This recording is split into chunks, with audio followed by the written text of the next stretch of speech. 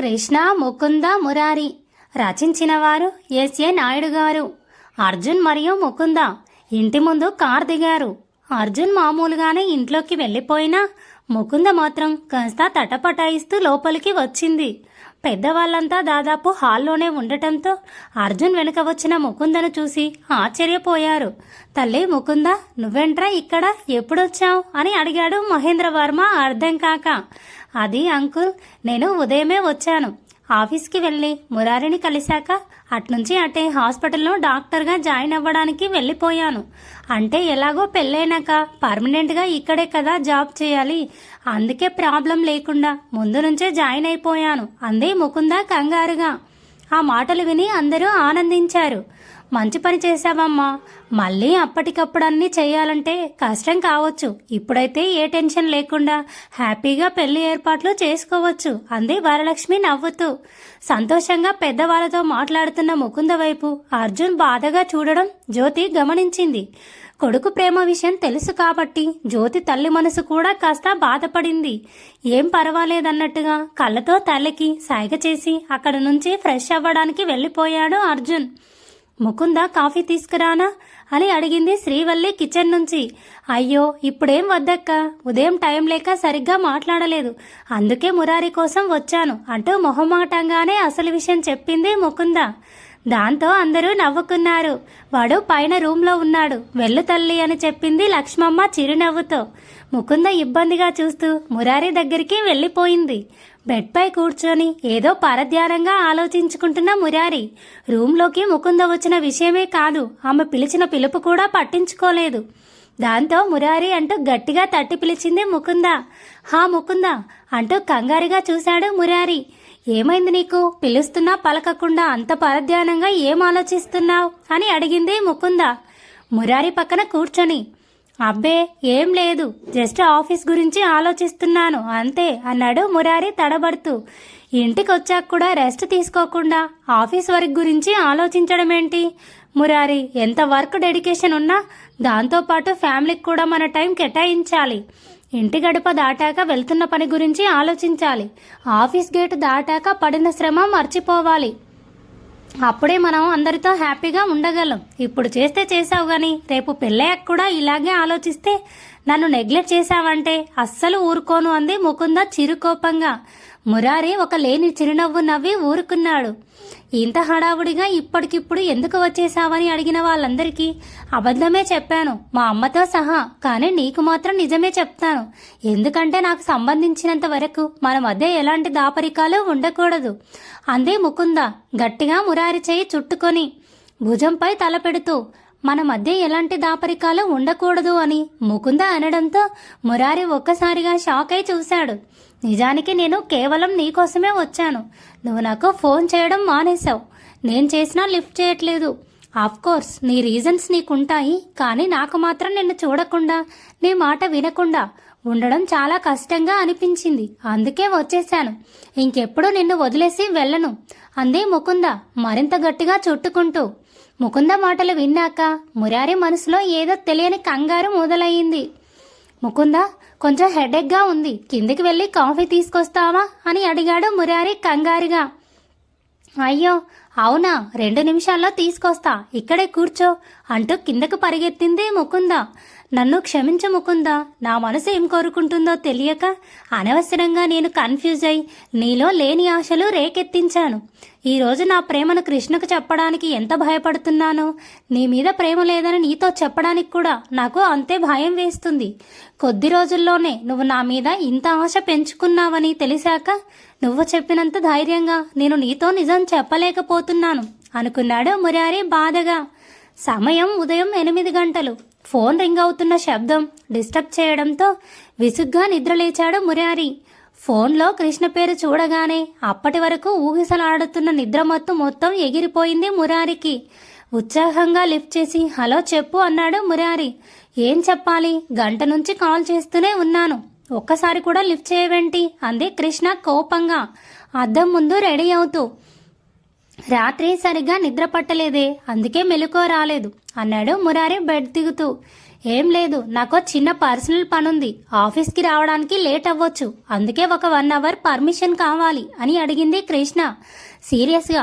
Personal పనా, ఏంటది అని అడిగాడు మురారి అనుమానంగా. అది నీకు అనవసరం, పర్మిషన్ ఇస్తావా ఇవ్వవా అది మాత్రమే చెప్పు అంది కృష్ణ సీరియస్గా. అడిగితే ఆలోచించాలి కానీ నువ్వు ఆర్డర్ వేస్తున్నావు, ఇంకా నేను చెప్పడానికి ఏముంది, నీకు ఎలా నచ్చితే అలాగే కానీ అంటూ ఫోన్ పెట్టేశాడు మురారి. తిక్క కుదిరింది ఎదవకి, ఇక నుంచి ఇలాగే స్ట్రిక్ట్గా ఉండి వాడికి నా పర్సనల్ లైఫ్లో ఇన్వాల్వ్ అయ్యే ఛాన్స్ ఇవ్వకూడదు అనుకుని రెడీ అయింది కృష్ణ. ఛా, ఈ రాక్షసి కావాలనే చెప్పట్లేదు, నాతో చెప్పకూడనంత పర్సనల్ వర్క్ తనకేముంటుంది, ఈ విషయం ఎవరిని అడిగితే తెలుస్తుంది అని ఆలోచించాడు మురారి. కరెక్ట్, ముకుందకి కాల్ చేసి అడిగితే బెస్ట్ ఫ్రెండ్ కాబట్టి తనకు తెలిసే ఉంటుంది అనుకున్నాడు. అమ్మో వద్దులే, కృష్ణ గురించి ముకుందని అడిగితే తనకు లేనిపోని డౌట్స్ రావచ్చు, మళ్ళీ దాని గోల నేను భరించలేను అనుకున్నాడు మురారి భయంగా. ఇంకా ఏం చేస్తే ఏం లాభం, అది ఆఫీస్కి వచ్చే వరకు ఆశగా గేటు వైపు చూస్తూ కూర్చోవడమే అని విసుగ్గా రెడీ అవ్వడానికి వెళ్ళిపోయాడు మురారి. కృష్ణ శారీలో రెడీ అయి కిందకు వచ్చింది. హాల్లో కాఫీ తాగుతున్న ముకుంద తనను చూసి ఆశ్చర్యపోయింది. డార్లింగ్, పొద్దున్నే ఎక్కడికో బయలుదేరినట్టుందా, ఏంటి విశేషం అంది ముకుంద చిరునవ్వుతో. దీనికి నిజం చెప్తే అది మురారికి కూడా తెలిసిపోయే ప్రమాదం ఉంది. అసలే దీనికి నోటి దురద ఎక్కువ, అన్నీ అనుకున్నట్టు అయ్యేంత వరకు ఎవరితో ఏమీ చెప్పకపోవడమే మంచిది అనుకుంది కృష్ణ ఆలోచిస్తూ. అడుగుతుంటే మాట్లాడవేంటే, ఎక్కడికి వెళ్తున్నావు అని అడిగింది ముకుంద సూటిగా. ఏం లేదు, ఒక ముఖ్యమైన పని మీద బయటకు వెళ్తున్నాను అంతే అంది కృష్ణ. అబ్బా, బెస్ట్ ఫ్రెండ్తో కూడా షేర్ చేసుకోలేనంత ముఖ్యమైన పనా అని అడిగింది ముకుంద వెటకారంగా. చెప్పాల్సిన టైం వచ్చినప్పుడు ఖచ్చితంగా చెప్తాను, ఇప్పటికైతే వదిలే అంటే నవ్వుతూ వెళ్ళిపోయింది కృష్ణ. ముకుంద కూడా నవ్వుతూ ఫ్రెష్ అవ్వడానికి వెళ్ళిపోయింది. అరవింద్ ఒక ఫేమస్ రెస్టారెంట్లో కృష్ణ కోసం ఎదురు చూస్తూ కూర్చున్నాడు. తాను ప్రేమగా కొనుక్కొచ్చిన బొకే పట్టుకొని పదే పదే గేట్ వైపు చూడసాగాడు. ఇప్పుడు కృష్ణ వస్తే ఏమంటుంది, తను ఏం చెప్పాలి అనే ఆలోచనలతో క్షణం ఒక యుగంలా గడుస్తుంది అరవింద్కి.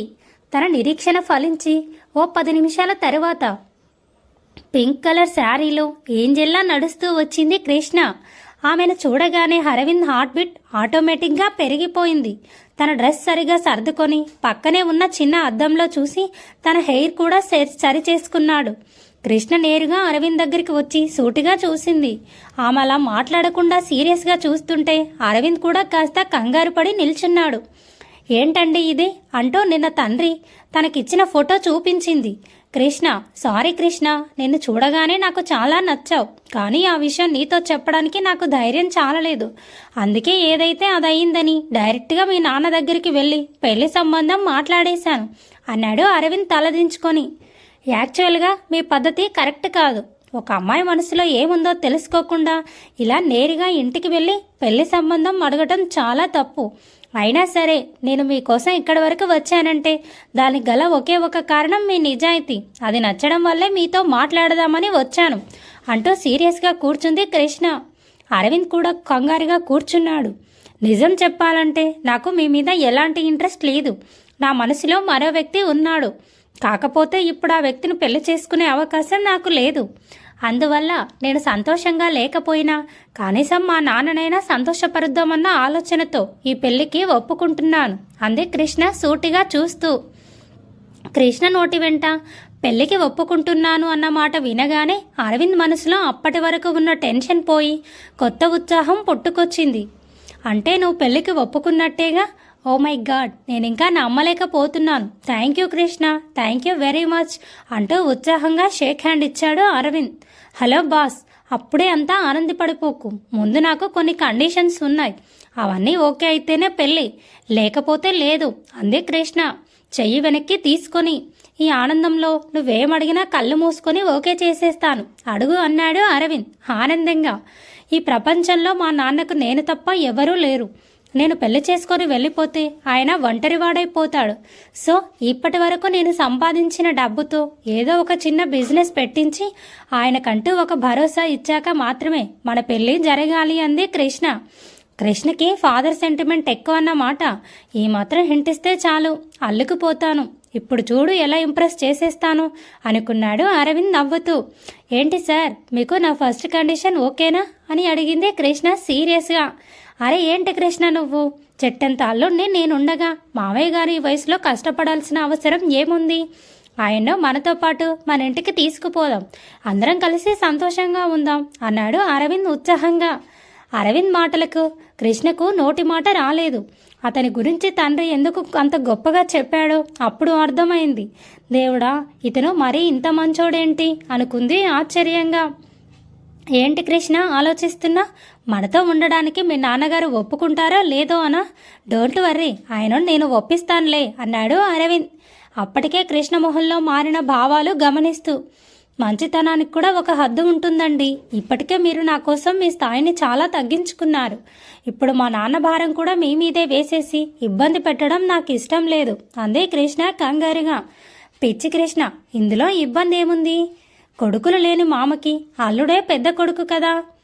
మరి అలాంటప్పుడు నేనుండగా నా తండ్రి ఒంటరిగా వదిలేస్తానా చెప్పు అన్నాడు అరవింద్ చిరునవ్వుతో. అప్పటి వరకు అతని మీద ఉన్న అనుమానాలన్నీ ఆ మాటలు విన్నాక పటాపంచలైపోయాయి కృష్ణకి. దాంతోపాటు అతని మంచితనం చూసి మనసులో కాస్త గుడ్ ఇంప్రెషన్ కూడా కలిగింది. ప్రస్తుతం తను మురారి జ్ఞాపకాల నుంచి బయటకు రాలేక వెంటనే అతన్ని యాక్సెప్ట్ చేయలేకపోవచ్చు. కానీ పెళ్ళయ్యాక అతని ప్రేమతో డెఫినెట్గా ఏదో ఒక రోజు అతనే తన మనసు గెలుచుకుంటాడని కృష్ణ స్ట్రాంగ్గా అనుకుంది. ఇంతేనా, ఇంకేమైనా కండిషన్స్ ఉన్నాయా అని అడిగాడు అరవింద్ చిరునవ్వుతో. నాకు మహేంద్రవర్మ గారి కుటుంబం అంటే చాలా ఇష్టం. మన పెళ్ళయ్యాక కూడా ఎప్పుడైనా చూడాలనిపిస్తే వెళ్తాను, అప్పుడు మీరు కాదనకూడదు అంది కృష్ణ. అప్పటి వరకు ఆనందలోకాల్లో తేలుతున్న అరవింద్ ఆ మాటలో తిరిగి నేలపైకి వచ్చేశాడు. మహేంద్రవర్మ అన్న పేరు వినగానే కోపంతో పిడుకులు బిగుసుకుంది. కానీ ఆ విషయం కృష్ణకు తెలియకుండా కవర్ చేశాడు. ఈ ఒక్క విషయంలో నేను యాక్సెప్ట్ చేయడం కొంచెం కష్టమే, ఎందుకంటే ఆ కుటుంబం అంటే నాకు పడదు. కానీ నువ్వు ఇష్టపడుతున్నావు కాబట్టి కాస్త కాంప్రమైజ్ అవుతాను. నీకు ఎప్పుడు నచ్చితే అప్పుడు వెళ్ళు, బట్ వాళ్ళు మన పెళ్ళికి కానీ మా ఇంటికి కానీ రాకూడదు, అది నా కండిషన్ అన్నాడు అరవింద్ సీరియస్గా. చాలా థ్యాంక్స్ అరవింద్ గారు, ఇక నాకు ఎలాంటి అనుమానాలు లేవు. మనస్ఫూర్తిగా ఈ పెళ్ళికి ఒప్పుకుంటున్నాను. మీరు చెప్పినట్టే సంబంధం మాట్లాడడానికి పెద్దవాళ్ళని రమ్మనండి అంటూ అక్కడి నుంచి వెళ్ళిపోయింది కృష్ణ. నేను ప్రేమతో గెలుచుకున్నాను కాబట్టి పెళ్ళయ్యాక నీతో ప్రేమగా నడుచుకుంటాను. నేను ఎలాంటి వాడిని అన్న విషయం నీకు ఎప్పటికీ తెలియనివ్వను. నీ దృష్టిలో నేను ఎప్పటికీ గొప్పవాడిలాగే ఉండాలి అనుకున్నాడు అరవింద్ కార్ స్టార్ట్ చేస్తూ. Thanks for watching. Please subscribe my channel for more videos.